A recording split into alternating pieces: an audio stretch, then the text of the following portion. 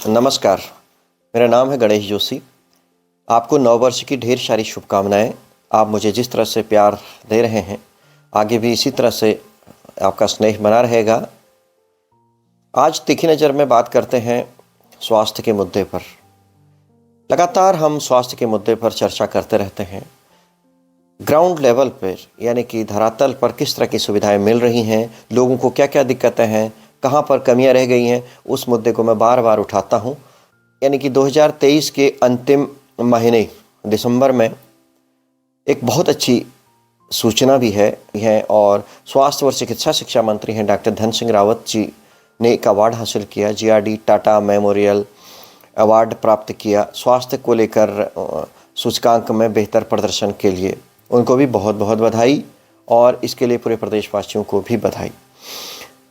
इसी दिसंबर महीने में ही अंतिम साल के जाते जाते दुखद घटनाएं भी रही जो सोचने को मजबूर करती हैं।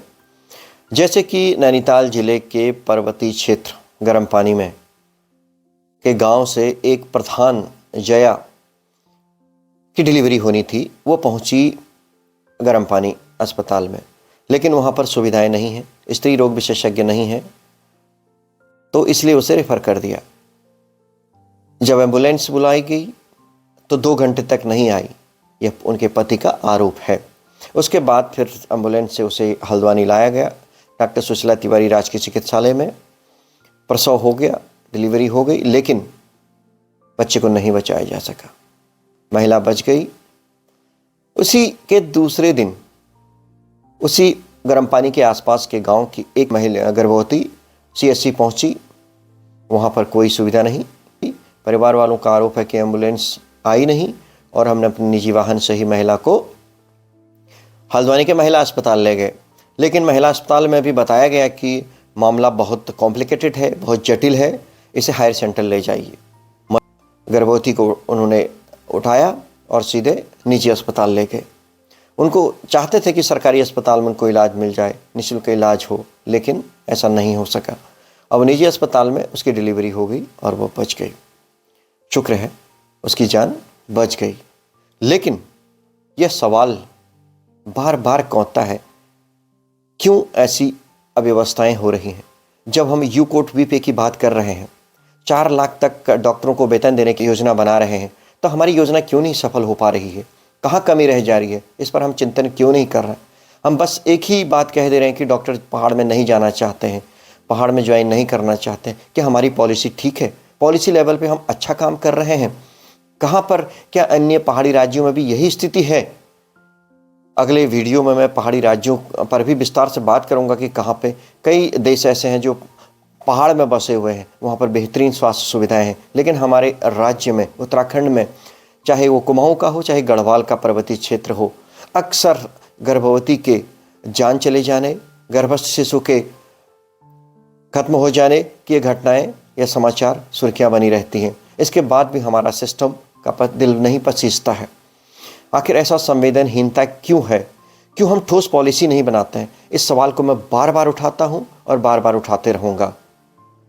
इसके साथ ही एक और घटना डॉक्टर सुशीला तिवारी में सामने आई है। न्यूरोसर्जन डॉक्टर अभिषेक राज वहां पर काम करते हैं। वो ऑपरेशन करना चाहते थे। मरीज बागेश्वर गांव से पहुंचा था। 34 वर्षीय चंदन सिंह, वो वहाँ आसपास गिर के उसके सिर में चोट आ गई थी। सोमेश्वर अस्पताल ले गए, टाँके लगाए गए, लेकिन उससे ज़्यादा वहाँ पर कोई सुविधा नहीं थी। ठीक है, इतनी सुविधा मिल गई। उसके बाद higher centre Almora medical college ले जाया गया। वहाँ भी फिलहाल इस तरह की कोई सुविधा नहीं है उसे, लेकिन उसका सिटी स्कैन वहाँ पर हुआ और पता चला कि सिर की हड्डी में फ्रैक्चर है और ऑपरेशन की ज़रूरत है। न्यूरोसर्जन ही ऑपरेशन करेगा। हायर सेंटर सुशीला तिवारी अस्पताल रेफर कर दिया गया। मरीज 30 तारीख को पहुँचा और डॉक्टर ने तैयारी कर दी। 30 तारीख बता दिया कि 31 तारीख दिसंबर की सुबह उसका ऑपरेशन हो जाएगा, लेकिन 31 दिसंबर को ऑपरेशन नहीं हुआ। मरीज रात भर भूखा रहा, उसने खाना नहीं खाया।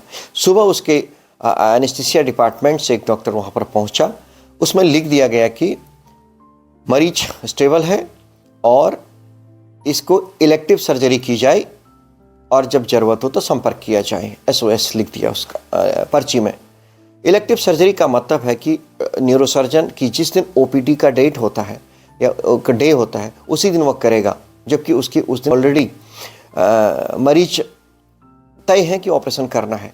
न्यूरोसर्जन चाहते थे कि इस मरीज को जल्दी ठीक कर दिया जाए, जितना जल्दी ऑपरेशन किया उतना अच्छा हो, लेकिन ऐसा संभव नहीं हो सका। आखिर ऐसी स्थिति क्यों आ रही है बार बार, ये हमारे लिए सोचनी है।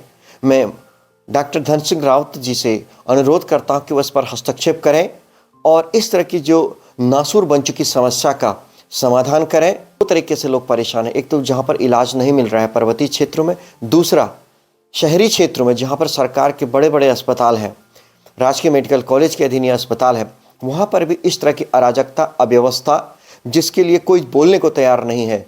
आखिर ऐसा क्यों है? क्यों इस तरह के एक आम मरीज को, एक गरीब मरीज को, एक पहाड़ के मरीज को यहाँ पर भटकना पड़ रहा है? मैं उम्मीद करता हूँ इस समस्या के समाधान को लेकर नए वर्ष में कुछ ठोस पॉलिसी बनेगी, स्वास्थ्य सुविधाएं दुरुस्त होंगी, जिला स्तर पर अस्पतालों को बेहतर करने के लिए प्रयास किए जाएंगे ताकि हायर सेंटर तक पहुँचने तक उसे सुविधा मिल सके और हायर सेंटर में भी अच्छी सुविधाएं उपलब्ध कराई जाएंगी ताकि उनका लाभ मिल सके। नमस्कार।